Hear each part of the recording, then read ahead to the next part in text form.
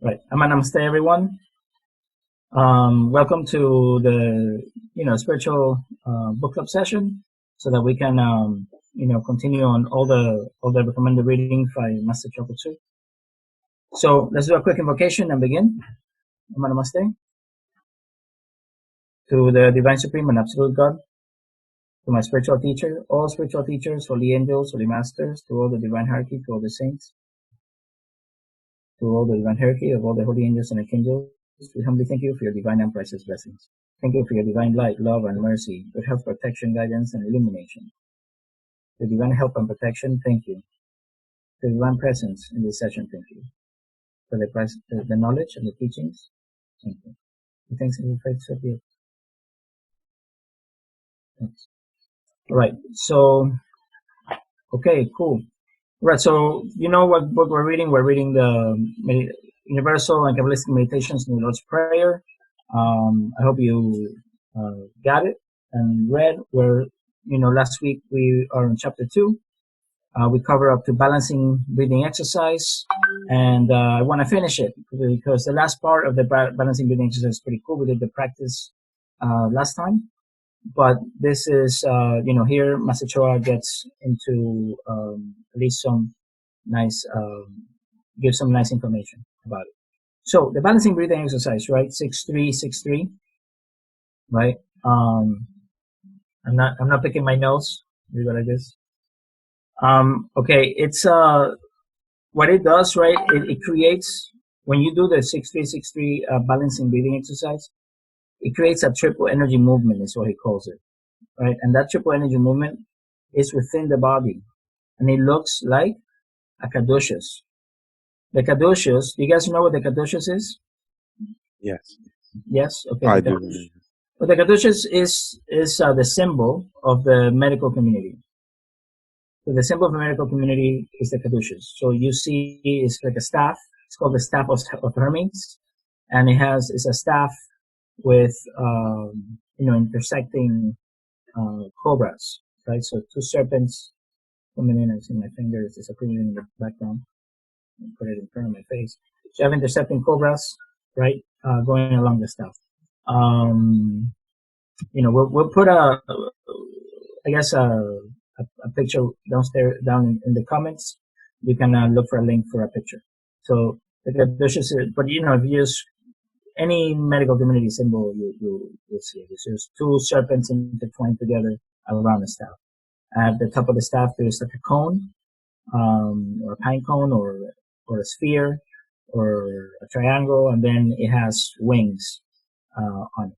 So, okay, so the staff of Mercury, right? And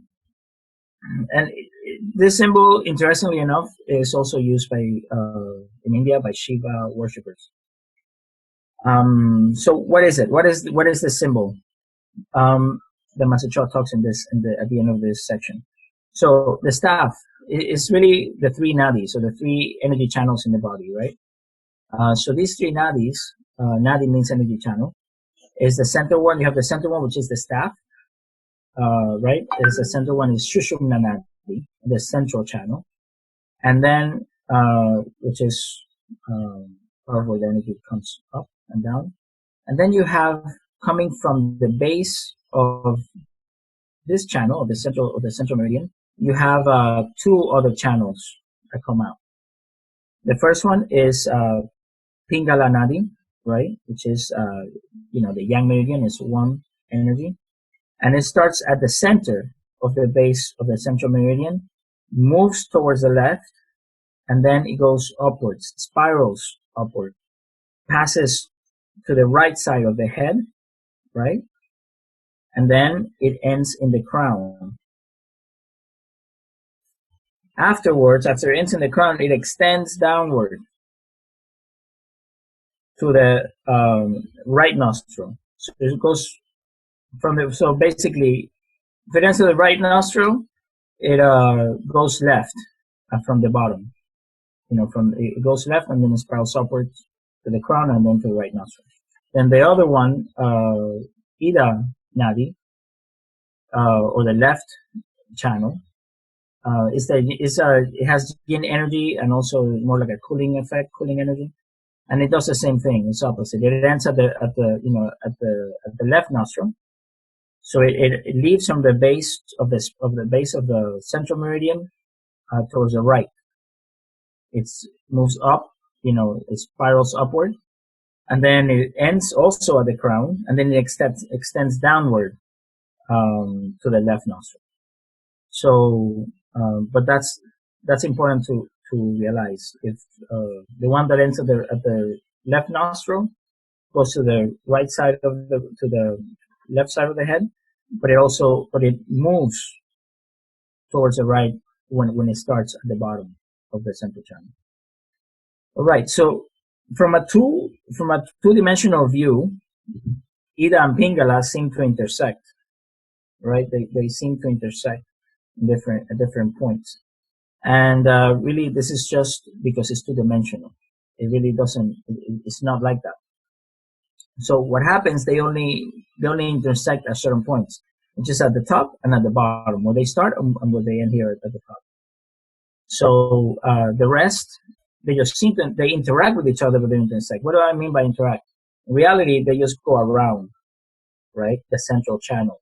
They spiral up the central channel, never touching each other until, they meet only at the bottom and at the top. So every time you see those pictures, do we have the chakra book from the meditation book? Yes. Thank you. So this is the chakra book from Harish Johari. I don't know if you guys can see it. No, it's a bit challenging to see.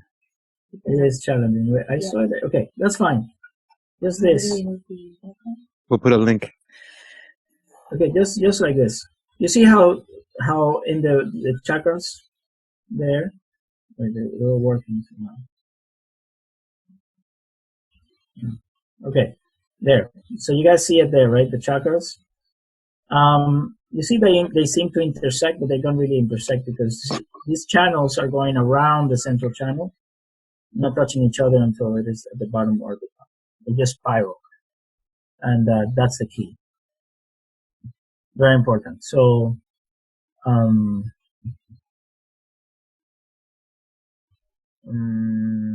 to see if I share this. So the question is, how do they interact? I'll share it.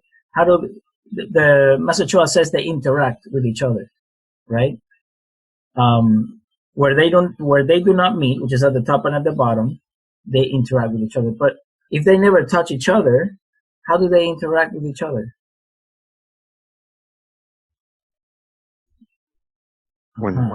So, so the question is how do they interact?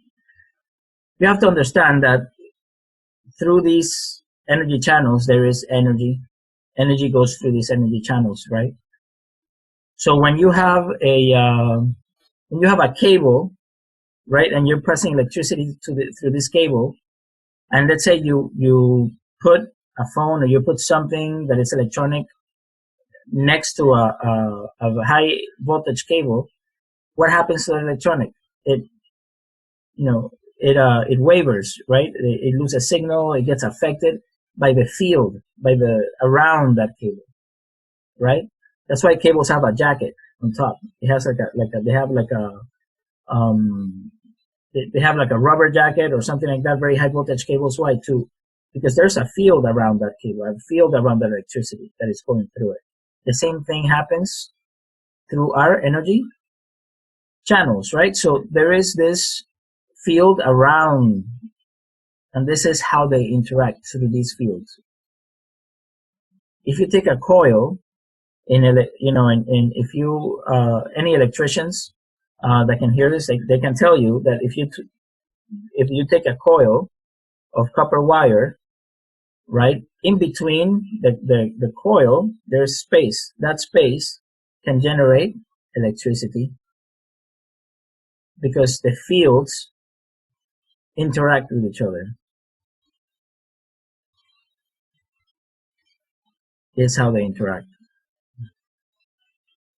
They do not meet, but they interact. All right. So,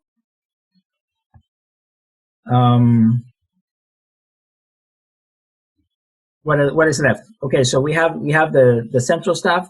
We have the snakes, right, which are the cobras, which symbolize the Ida and Pingala nadis, so the three nadis, and that's why he says that it's a threefold, a triple energy movement. The triple energy movement is moving all inside your system through these energy channels. Now, the top of the staff. In the top of the staff, there is a small cone, and by this it means a pine cone. It's not like it's like a transit cone that you see that for parking or whatever, right? Direct traffic, but it's like a pine cone. It looks like a pine cone or an egg, and this symbolizes the pineal gland. So, or a ball, a sphere, right? So this symbolizes the pineal gland. What's in the pineal gland? Why is the pineal gland so important? Because it is the location, it is where the blue pearl is located, where the permanent seat of consciousness is located, right? And the wings that are around that sphere, that come out from that sphere, is a symbol, right? That says that, that is the ability of consciousness to leave the body. So this is the permanent seat of consciousness, right? Or the blue pearl.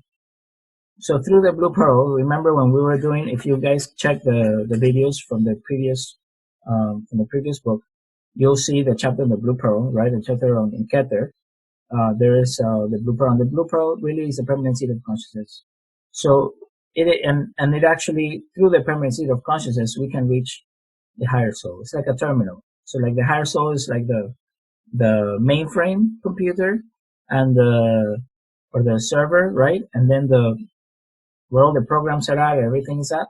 And then the permanent seat of consciousness, or the blue pearl, is the terminal. So it has a direct connection. We can have a connection to the higher soul through the blue pearl. So it's super, super important. You tell me I can draw a picture. And I can share the whiteboard. That'd be cool. I just don't know how to do that at the moment, but I can practice.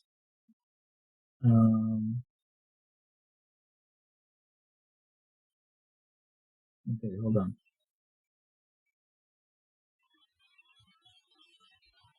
Yeah, advanced sharing options. Mm-hmm.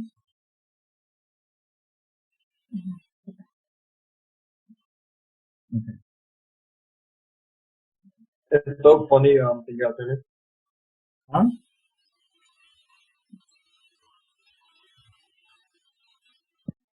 It doesn't matter. Sorry, no, I was trying Bluetooth, but it's so funny that you spoke about this because I just designed the logo with the staff and the really? snakes and that's so great, it's just man. That's awesome. See, it's perfect. Okay, so you can laugh at my drawing, right? But it's all good. So you have let me change the color. Let me erase it.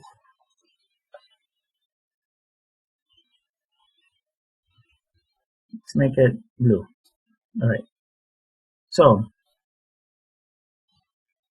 all right. So you have the blue pearl here, right? Just use your imagination, not the best drawing in the world. And so you have the wings.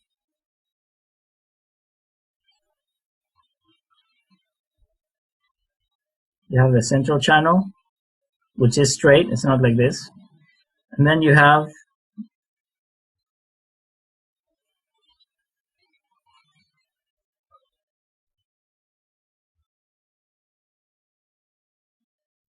it's pretty bad, but you get the idea.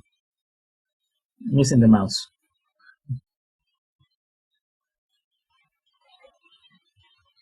Do those wings have anything to do with Hermes? Yeah, this is as I said before, Master Choa talks that this is Mercury staff. So Mercury staff, these are serpents, right? So let's, okay, these are cobras, supposed to be cobras. Okay, so Hold on. No way to delete everything. No. Okay, it doesn't matter. Anyway, so yes, so this is Mercury.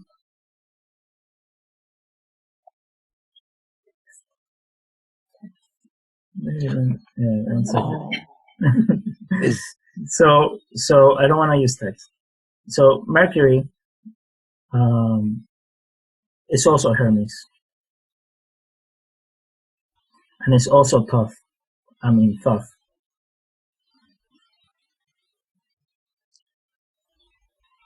In the Egyptian tradition.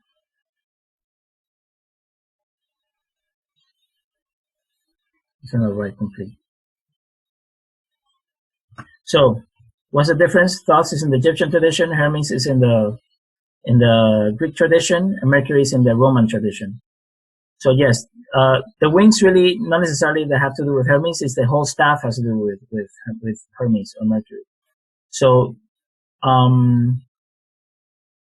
the wings, what the wings have to do with is that the soul, the consciousness really, that the soul can fly. Some people may say the soul can fly, but in reality, it's that consciousness can fly. It can leave the body. What does they mean by fly? That it can leave the physical body.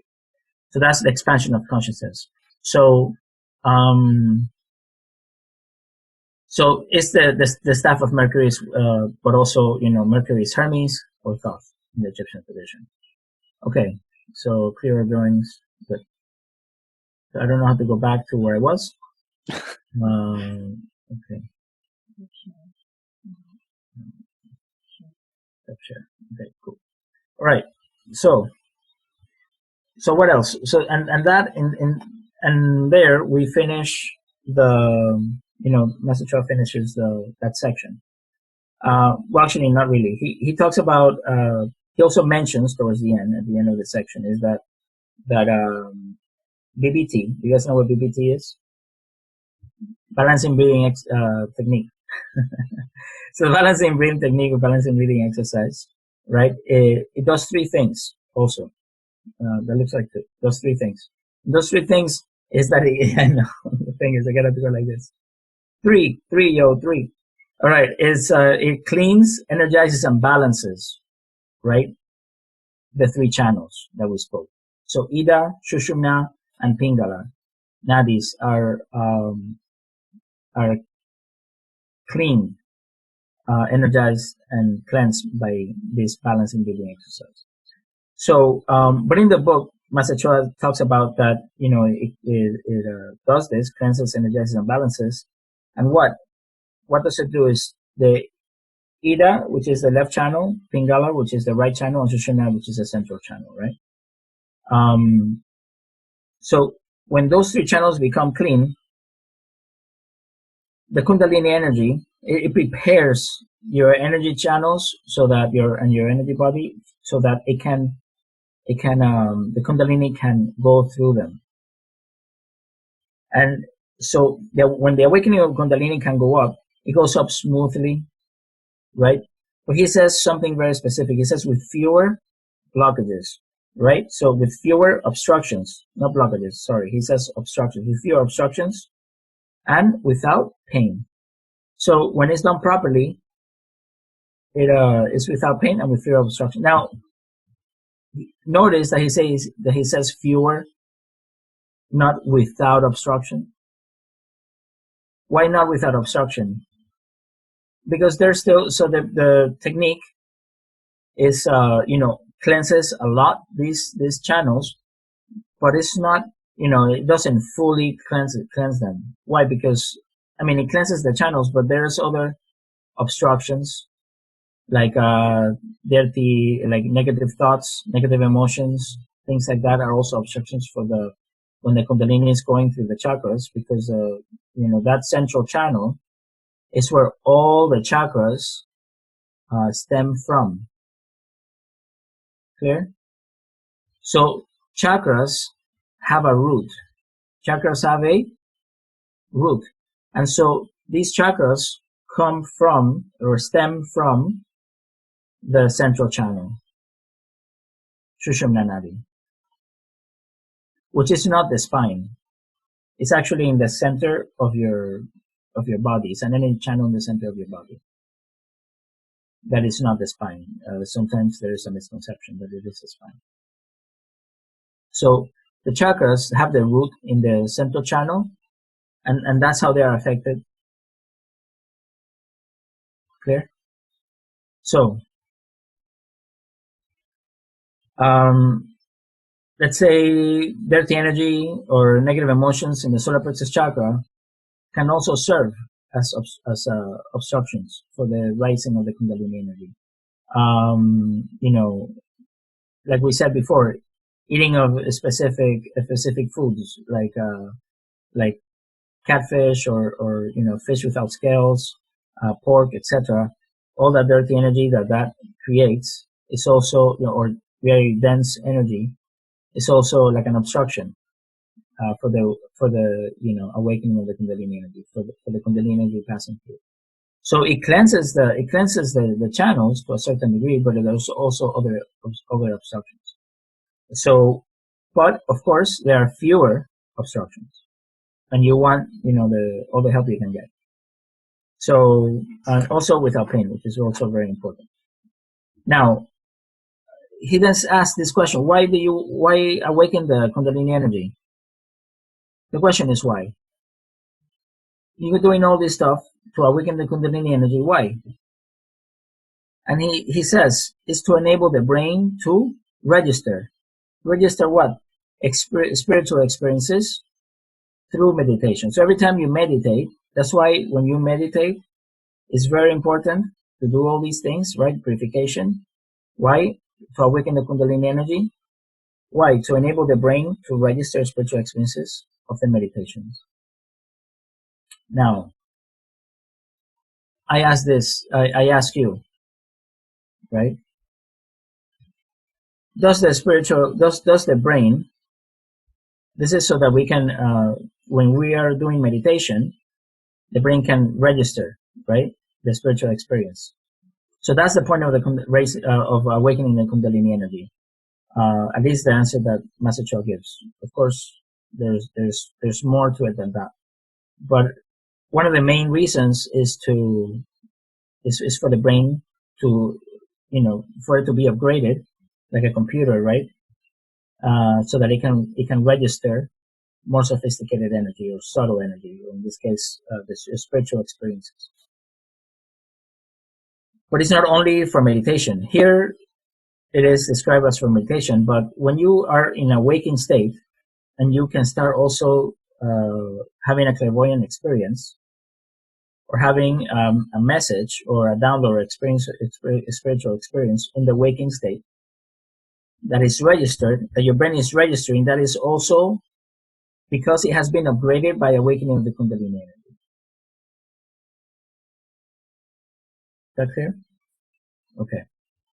So I know it says here for meditation, but obviously it applies to every other spiritual experience. For the brain to be able to register these experiences, Kundalini energy must be awakened so that it can upgrade the brain. That's that. Now, without the Kundalini energy being awakened, right, the brain has no capacity to register spiritual experiences. It's as simple as that.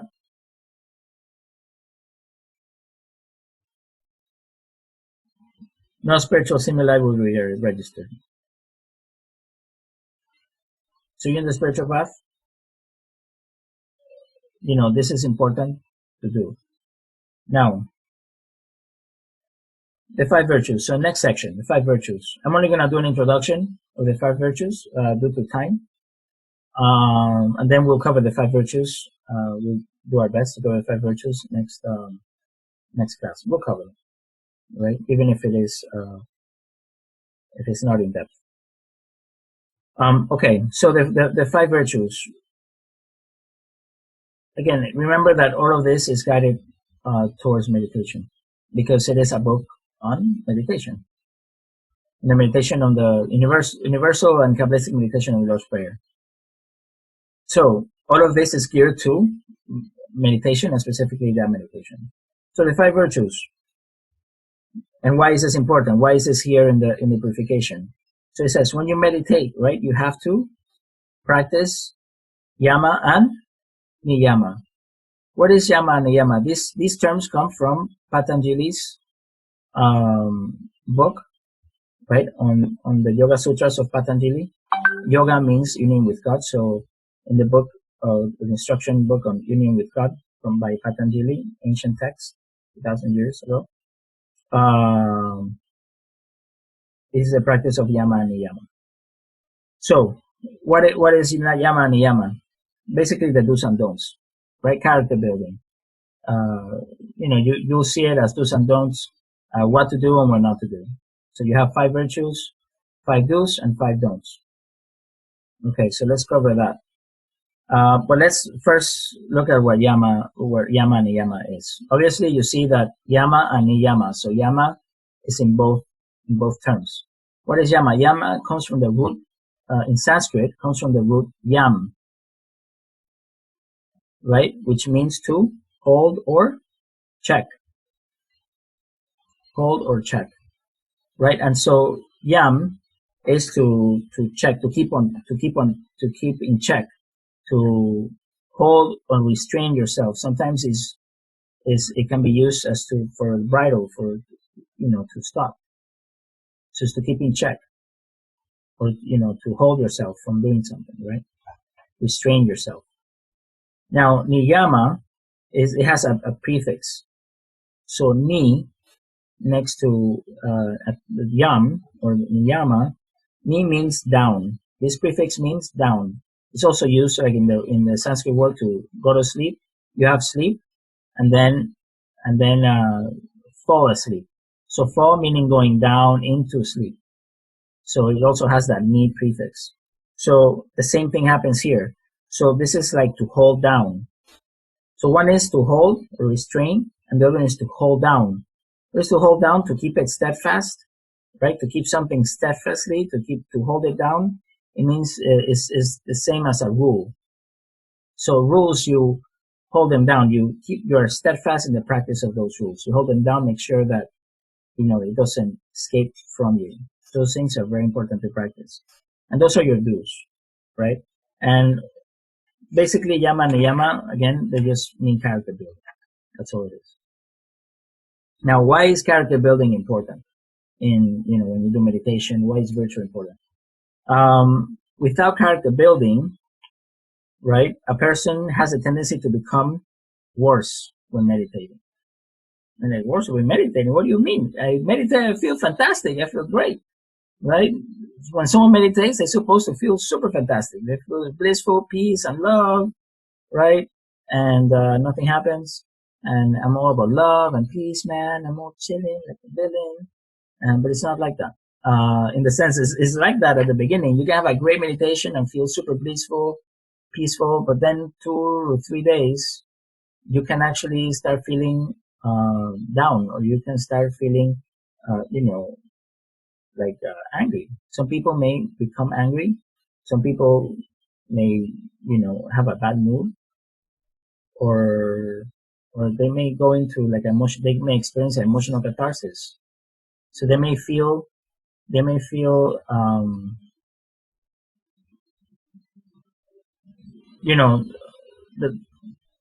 like demons come out and hunt them, in the sense that their own internal demons, not the actual demons, right?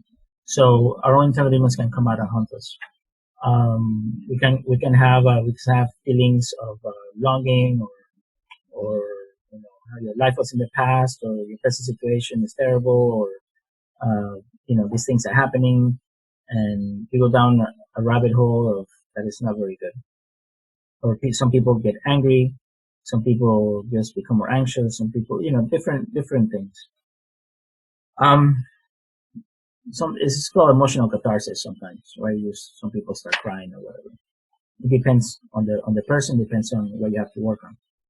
So, why? The question is why? Because through regular meditation, right, acts as a fertilizer. So when you meditate regularly, the divine energy that comes down is very potent. When the divine energy comes down, right, it acts as a fertilizer, and it fertilizes whatever is there, good or bad. When you put fertilizers on the ground, and you don't take the weeds out. Why do you pull the weeds out? Because it will fertilize the weeds, and it will fertilize whatever you're planting that you want to grow. So the greens will also will grow, and the things that you're planting that you want, right, the tomatoes or whatever you wanna plant, will also grow. So it's very important to remove the weeds. That's the purification. That's why character building is important. So the thing that you are, the things that you are fertilizing the most is whatever is left, which is virtue. Okay?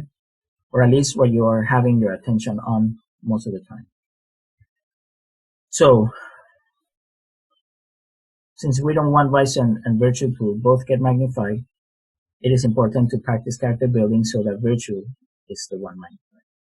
Now, so Master Choa in this section says that unless a person, right, in the spiritual path, serious spiritual path, practices character building, they may become worse. They may, a worse type of person, a worse version of themselves.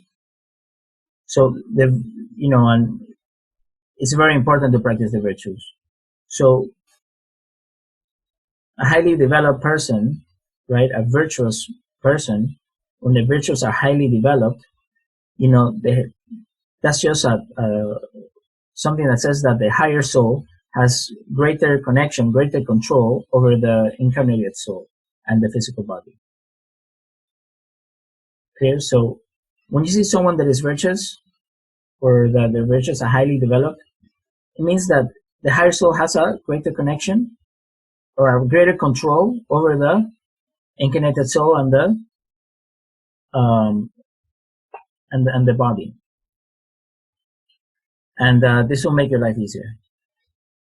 But then again, understand that no one is perfect, right? So even if the person has, is highly developed and the virtues are highly developed, it still doesn't mean that they will never have to be tested. They will never have to exert their character building or work on it, because even at the higher levels, we're still having to clean and work on our character building. So even at the higher levels, especially with pride, let's just say, Master used to say that pride was one of the last things to go. Because even when you're very, very, very, very high, it's just you still have pride. All these things, all the vices become very, very, very subtle. So there are many levels to the same vice. It's just that as you grow, they become more and more subtle.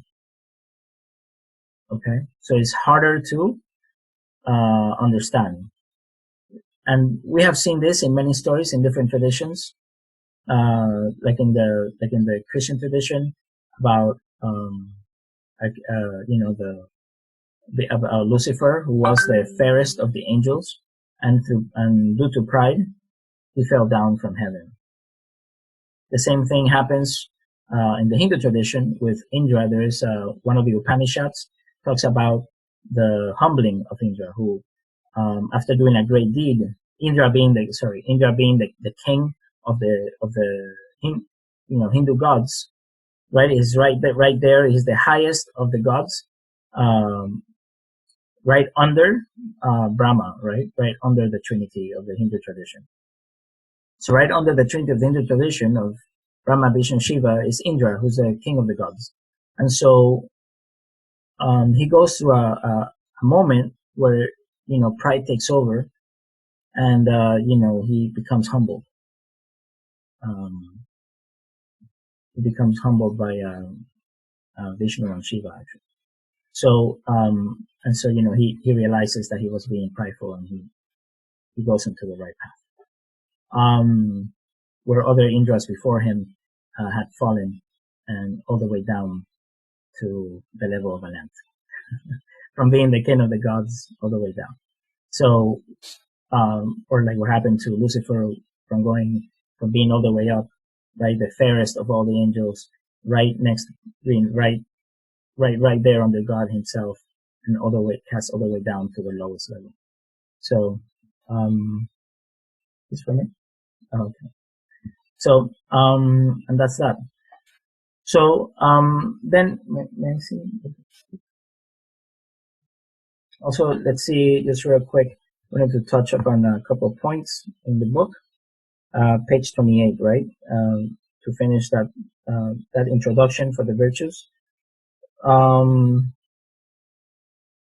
Oh yes, is that here Master Choa talks about the meaning of the statement in the Christian tradition about that the Holy Spirit has descended and stayed. When the Holy Spirit has descended and stayed, it means that the person is virtuous. And what does that mean? After through practice of character building, right, and developing the virtues, as we said that there is a higher connection, from the higher soul. The spiritual core of the person, like when they meditate, when someone meditates or they pray, the spiritual cord becomes bigger, right? So the spiritual cord above your head becomes bigger, right? There's a downpour of spiritual energy. So every time you do a virtuous deed, your spiritual cord grows, and it's very good. But every time you do, you do something that is not good, not nice, right? Or you do a vice, the spiritual cord shrinks. So, up to a point, and it can shrink up to a point that it can regress, is what it says. So, so let me actually point on that.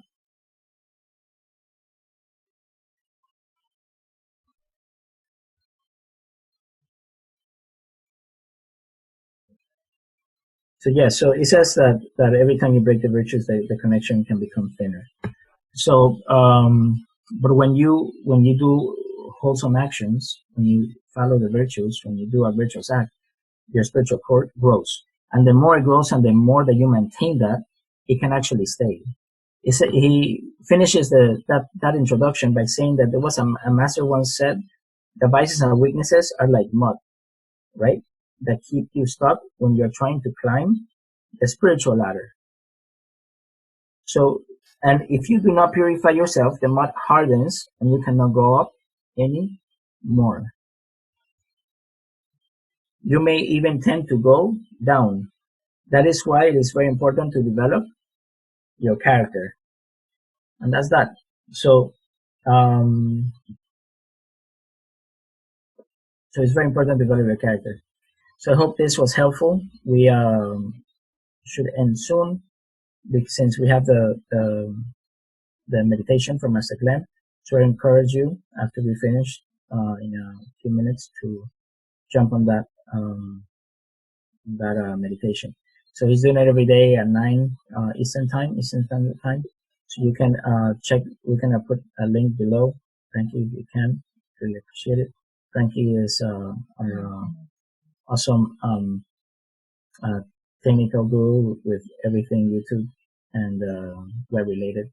So thank you for your help. Also, if you're in the WhatsApp group, Spiritual Talks, you can also see the link there. And then I will also recommend that Master Marilag Mendoza is also doing healings for people in this time of the coronavirus. You can also get a link below. She's doing it every day. Is it from 6:30 to 7:30? Join it. It's worth it. It's really, really good. If you need it, or if you can experience it, it's great. Also, I spoke to Frankie about this last week. I'm going to start offering healings, or the Inner Sciences Society is going to start offering healings and calling healers to join us and offering healings for everyone in the world that needs healing, especially if they're going through a hard time with the coronavirus. We're going to do free healings for everyone. Just reach out to us, and we'll definitely take care of you, do the best that we can for you. no promises, but of course, if we can do it, do our part to healing anywhere in the world, anybody in the world that needs help. Whether it's because they're going through the coronavirus or, anxiety or stress, fear, any of those things, we need to lower, make sure that we're not afraid, lower those fear emotions or anxieties and stuff like that, so that our immune system can be better. Remember, remember that the heart chakra, goes right through the thymus gland, and the thymus gland is one of the centers for points of for the immune system, right? So it's very important to keep the immune system high. Our heart chakra needs to be activated, be in your heart and not in your solar plexus chakra, which is a center for lower emotions. They can be good if it's clean, like justice and strength, but not when it's also, if you're in fear or anxiety and you're congesting the chakra and you cannot be in both at once. Either in love or you are in higher emotions or lower emotions. So let's be in the higher emotions. Let's activate the thymus gland. Let's have a great, our immune system up and, and happy. And so that we can be as strong as we can, eating the right foods, doing character building, etc., with high energy. And if not, let's hopefully stay that way, even if we get sick or whatever, so that we can go through it the best way possible. Amen. All right. So, do you guys have any questions before we finish? We have a few minutes. No? Yes, no, perhaps, maybe? Okay, cool. All right, if there are no questions, if you do have any questions, please leave in the comments below. I gotta go like this. Leave in the comments below. And then we can, we'll address them, we'll check them, and then we'll do the best we can for you, okay? So next week, we're gonna start on page 29. We'll, we'll talk about the 5 virtues. So we'll go through them. He ends in page 28 by saying that the soul is, it's a divine being of divine light, divine love, and divine power, or divine intelligence, divine love, and divine power, which stands for willpower, right? And basically, that's a segue to the 5 virtues. So I hope that you enjoyed the video today. Any questions, please leave in the comments below. And we thank you for your patronage, for any donations, and any support. Hit like and subscribe. It helps us out a lot. And many blessings, okay? So, Namaste. Let's close. And if you're going to do the meditation with Master Glenn, we're finishing early so that you guys have enough time to do exercises. Okay? Right. To the Supreme God, we thank you for your greater blessings. To my spiritual teacher, to Master Choa Kok Sui, all spiritual teachers, holy angels, holy masters, all the divine hierarchy, all the saints, all the divine hierarchy of all the holy angels and archangels, and all the great ones. We humbly thank you for your divine guidance, divine help and protection, for your divine oneness, the priceless teachings, priceless blessings, and priceless healing at all levels, and your divine illumination. Many blessings be to all. With thanks and good faith, so be it, and so it is. Thank you. Namaste to all. Thank you for joining, and many blessings. So, if you guys want to do any, share my screen. If you guys just join us next week and enjoy yourself. Okay? Namaste.